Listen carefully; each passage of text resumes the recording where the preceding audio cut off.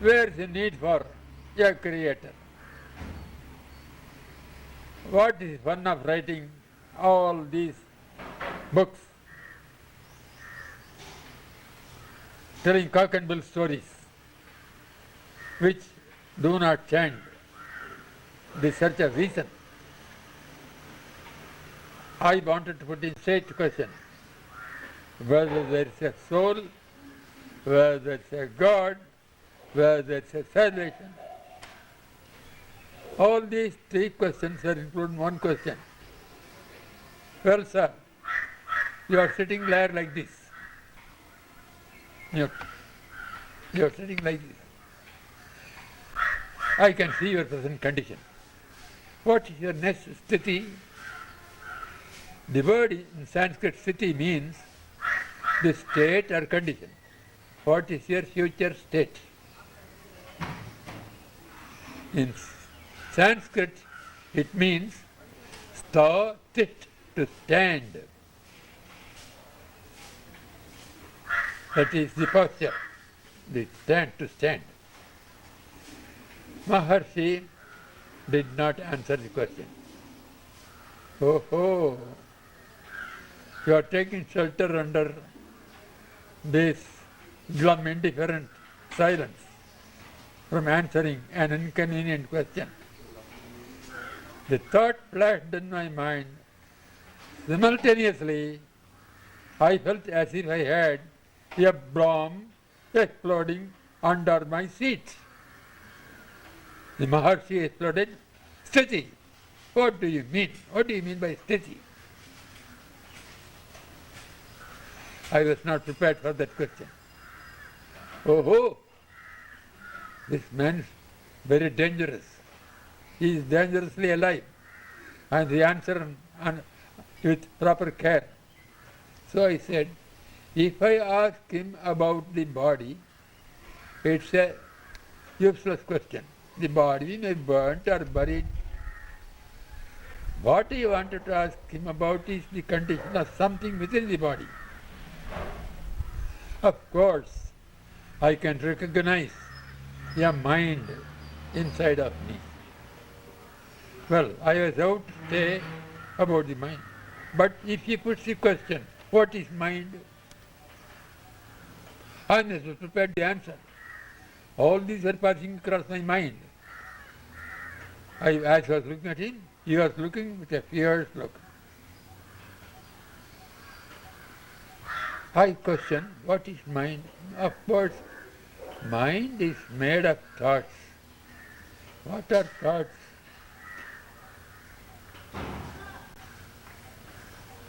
I landed in a void. No answer. I could not present a question about a mind which did not exist.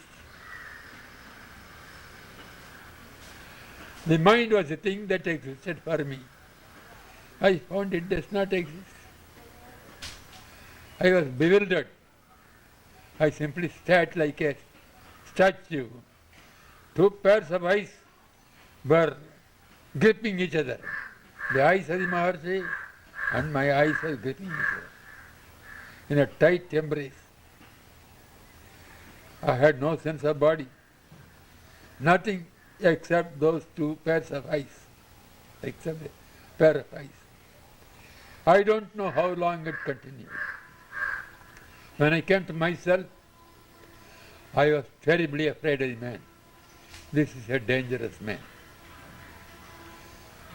In spite of myself, I prostrated and got away from his company. That look was not unfamiliar to me. That was the look which the Maharshi gave in my 14th year.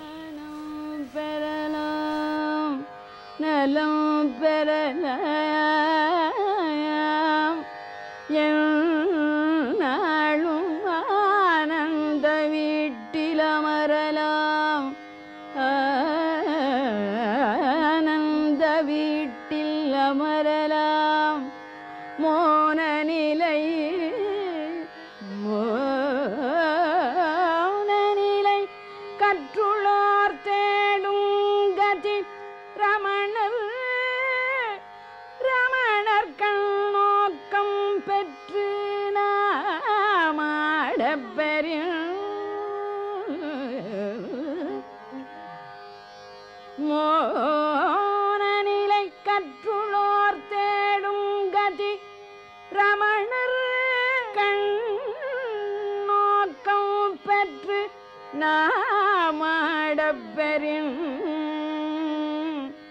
ரமணர் கண்ணோக்கம் பெற்று மாடப்பெரும்.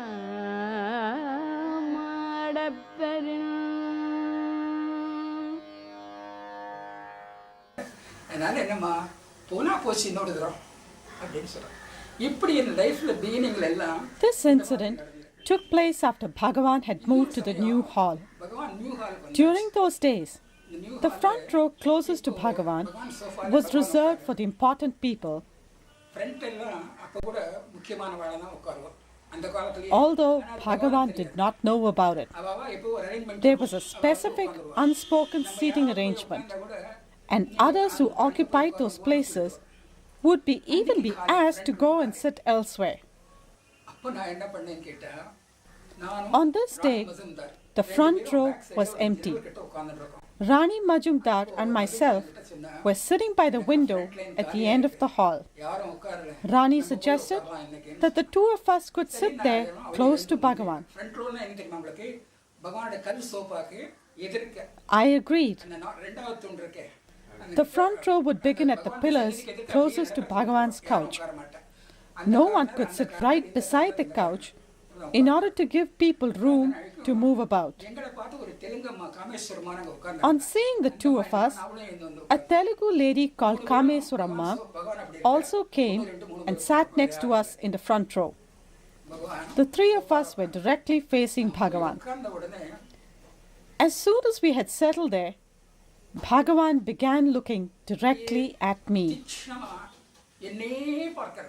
Unable to bear the intensity of his direct look, I immediately closed my eyes. How long I remained like that, I do not know. But some time later, I opened my eyes and found Bhagavan seated motionless, looking at me just as before.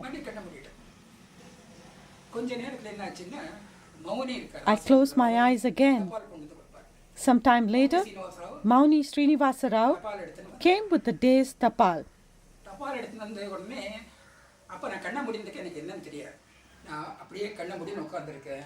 Hearing Bhagavan talk to him, I opened my eyes. However, I was still in the same state that I was in when my eyes were closed and didn't really register anything that was happening.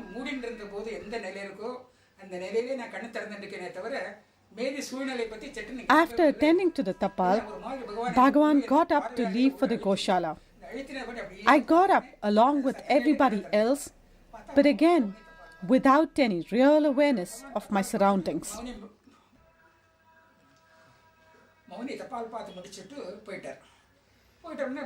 Kameswaramma, who was sitting next to me, hugged me and said, "Kanakamma, you are extremely fortunate. Ever since you sat there, Bhagavan has continuously been looking directly at you until Mauni got the tapal."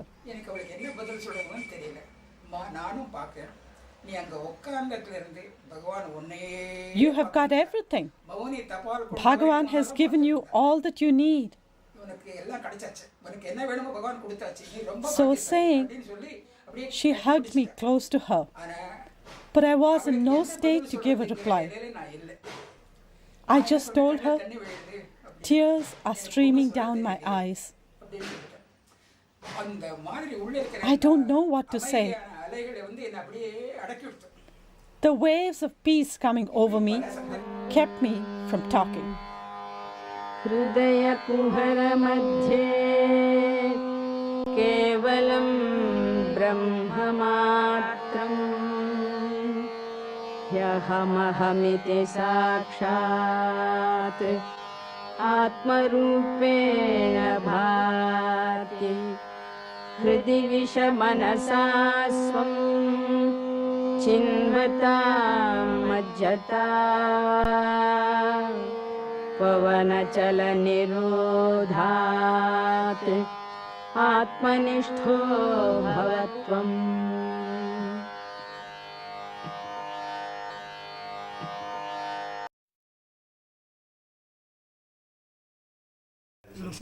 I came from Tondanguruchi, where I had a stall to distribute water to the needy. One day, a sadhu came and gave me Bhagavan's Upadesa Saram and a photograph of Bhagavan. I saw Bhagavan's picture and was instantaneously captivated. I decided that I must see Bhagavan immediately. I hastened to Tiruvannamalai the very same night and have never gone back. It happened to be a full moon night. When I arrived at Tiruvannamalai, I chanced to meet Seshadri Swami at a corner of the Rettai Pillayar Koil close to the big temple and received his blessings. I then went to Sri Bhagavan. When I came to the ashram, there was just a shed over the mother's shrine and Bhagavan was seated there. One day, after completing the construction of the ashram dispensary, I was feeling tired and was reclining against a wall of the dining hall. Bhagavan came up to me and said, "I'm afraid to even look at you." I asked him why that should be so. He said, "If I would just look in one direction, you would construct a structure there." This was of course in jest, but it also meant that I could understand Bhagavan's subtle instructions and follow them meticulously. This was great appreciation showered upon me by Sri Bhagavan. Once I was about to construct some steps when Bhagavan gave me a beating. I was asked to repair some steps behind the dining hall. In those days, money and materials were scarce. I asked Ramaswamy Pillai to get 3 or 4 measures of cement. Now, in Tamil, the word padi stands for both measure as well as for steps. Bhagavan asked me how many padis, meaning how many steps I was constructing. I thought he wanted to know how many measures of cement I was ordering. Bhagavan gave me a playful slap and said,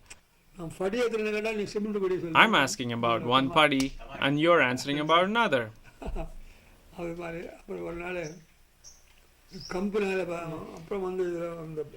On another occasion, I was cementing the surface below the water tap to be used to clean vessels. Bhagavan was sitting next to me, giving me instructions.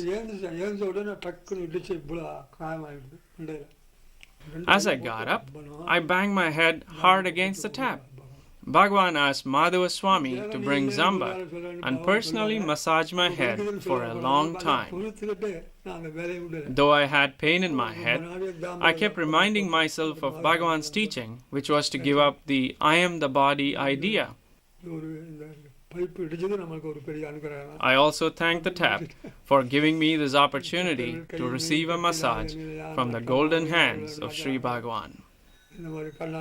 It is said in Aksharamanamala, "Unless thou extends thy hand of grace and embrace me, I am lost. Have mercy on me, O Arunachala." Or, "Graciously enfold me body to body, limb to limb, or I am lost, O Arunachala." In the earlier days, Madhava Swami, Rangaswami Subramanyam, and I used to massage the sole of Bhagavan's feet with oil at night and put our heads against his feet to receive his grace after completing the massage. Bhagavan used to pretend to be asleep when we did this. However, when large crowds started coming to the ashram regularly, we had to stop this practice of ours. When we tried to massage him, Bhagavan would say that if I did so, then everybody would want to touch him. Vande Sri Ramanarsheh Acharyasya Padabjam Yo me darshayadisham Bhantam Dhvantamatitya Kathaya nijaya kalusham harata karuna nidhinaruna shailajusha Bhagavahana bhashita tattva Vrishavahana mauna rahasya bhita Ganaranmukha suri sabha guruna guna sanchaya ratna mahodadhina Dhana gudha sahasrakarena yatha tanukanchuka gupta maha mahasa Chaturena chalendriya ग्रहणे पटुना पर I grew up in Bhagawan's hometown, Tiruchuri. My father-in-law was a revenue inspector and Bhagawan's father was a lawyer. I lived in Tiruchuri for 3 years when his father was alive. I was married when I was 13 years old and lived at my in-laws' place for 2 years. When I was 15, my husband passed away. I then came to Tiruchuri and stayed at home all the time. It was at the age of 28 that I came to Bhagavan. I had not seen him before. My sister was married to a doctor, son of Tiruchuri's Lakshmi Ammal.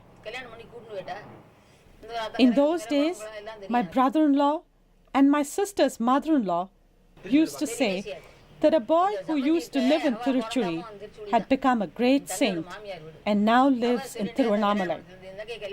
They wanted me to see him. I refused, saying that it was not proper for me to leave home.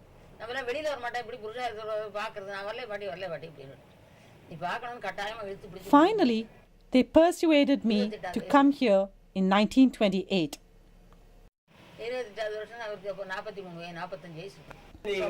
When I came here, the old hall was already built and Dandapani Swami, Muruganar's father-in-law, was in charge. He used to run a coffee shop earlier. Seeing me, he introduced me to Bhagavan as a relative Sambandhi of Lakshmi Ammal. Bhagavan gave a happy smile and said, "Varatom, Varatom. She is welcome, she is welcome." I had come with a return ticket, which was valid for 15 days. I stayed for 15 days. When I took leave of Bhagavan, he handed me a copy of Who Am I? While I was here, I had my periods, so I had to be away for 3 days. Tennamma, the kitchen help, was preparing special food for me. She was grinding the chutney when Bhagavan came into the dining hall, and seeing that, asked Tennamma what she was doing. When she informed Bhagavan that due to the pollution of my periods, she was serving me Yachamma's rice and the chutney outdoors. Bhagavan was annoyed and said, "There is no pollution. Give her ashram food. Why do you segregate her like this?" My next visit was only after a year, and that also happened in a beautiful way. It seems the ashram was contemplating writing a letter to me asking me to come and help in the kitchen. At that time, Sri Seshayar, a lawyer from Kakinada, and a father of 6 sons and a daughter, visited my village to meet his relatives. He was going to Tiruvannamalai and asked me to go with him. The moment I entered the hall, Bhagavan remarked, "See, you wanted to write to her, and she has already arrived." Bhagavan and I used to cut vegetables, make paste, and make other preparations for cooking. Even for dosa, we used to grind together. It was a great joy to work along with Bhagavan. He was always in a joyful mood. Even a few words spoken by Bhagavan or a stay of few minutes with him used to take away whatever sorrowful or dejected mood we were in. In those days, there was water scarcity for 6 months. So cooking was a difficult task during those 6 months of scarcity. We used to fetch water from the well in Palakotu and fill up a big vessel in the kitchen. Later, Bhagavan then had his well dug outside the dining hall, after which there was no water scarcity. I worked in the kitchen for 5 years. Santamma, Tennamma, and Subbalakshmi Amma used to work with me. Bhagavan would come with other sadhus to cut vegetables at 5 o'clock or so. We did all the 3 meals of the day: breakfast, lunch, and dinner. The food was all prepared by me, and I also had to serve Bhagavan. He liked it very much and insisted that I should serve him. Bhagavan's way of cooking was always very delightful. One day, he asked me to cook the brinjal, eggplant tops that had been left over along with some green peas. I argued that the tops were too thick and would not cook properly. He convinced me that I should cook it and told me that it would turn out all right.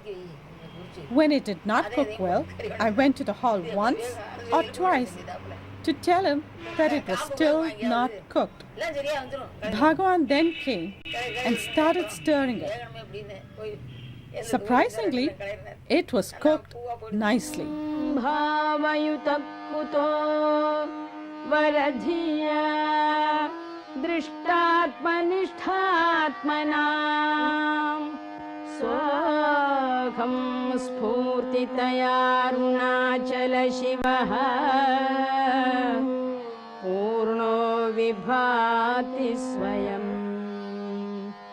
स्वखं स्फूर्तितयारुणाचलशिवः Purna विभाति Swayam अरुणाचलशिवः Purna विभाति Swayam. Bhagavan himself said, "Where am I to go? I am here," he said. This time he is keeping up the world. How can you, what you are entering this office, ashram premises, the gate itself, you put some sort of peace that anybody can enjoy that, but even not a devotee. That is always here. So his presence is felt here always. A jnani has no going or coming. He is always present.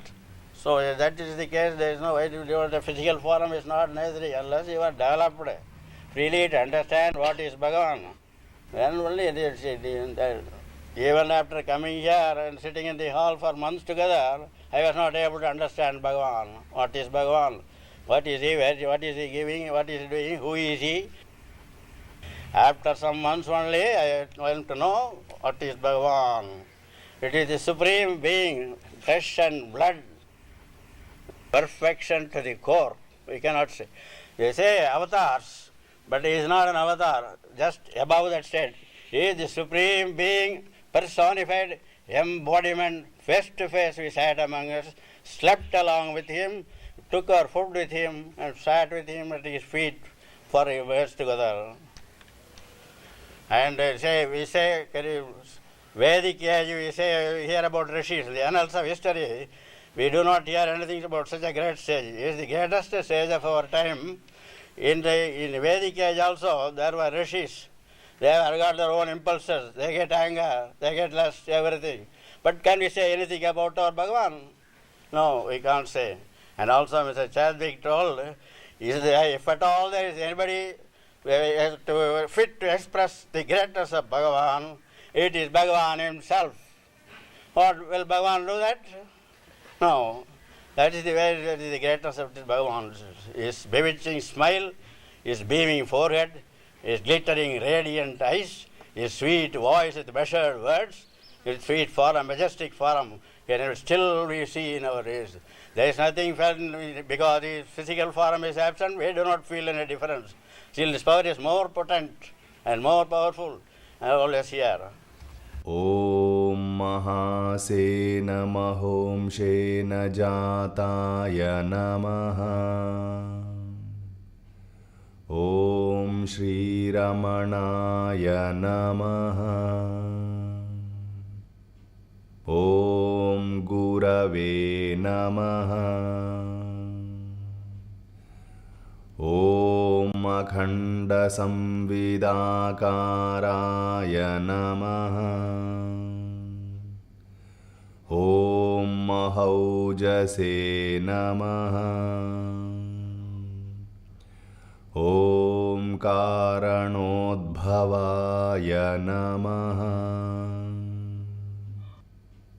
ॐ जगद्धितावताराय नमः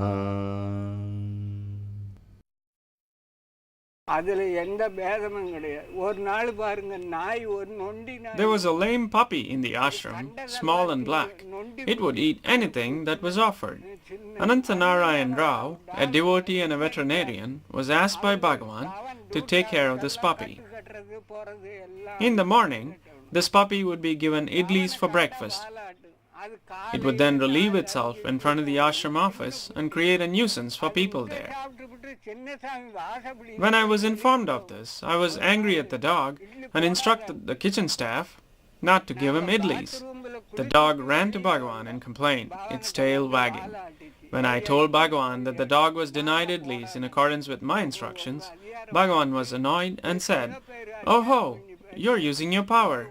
So many people have used power and have become power mad. Now it's your turn." The next morning, while Bhagavan sat for breakfast, he refused to take idlis and relented only when all of us prostrated before him, begging him to have his breakfast and promising that the puppy would be fed every day. That puppy used to eat even human waste and then come to Bhagavan. He would take his towel and wipe its face and keep the towel under his armpit, which won't be clean till the next morning. When we showed our displeasure, Bhagavan retorted, yes, you all pretend to be clean, only the outside is clean. Is the inside clean?" When he said that, we felt very ashamed.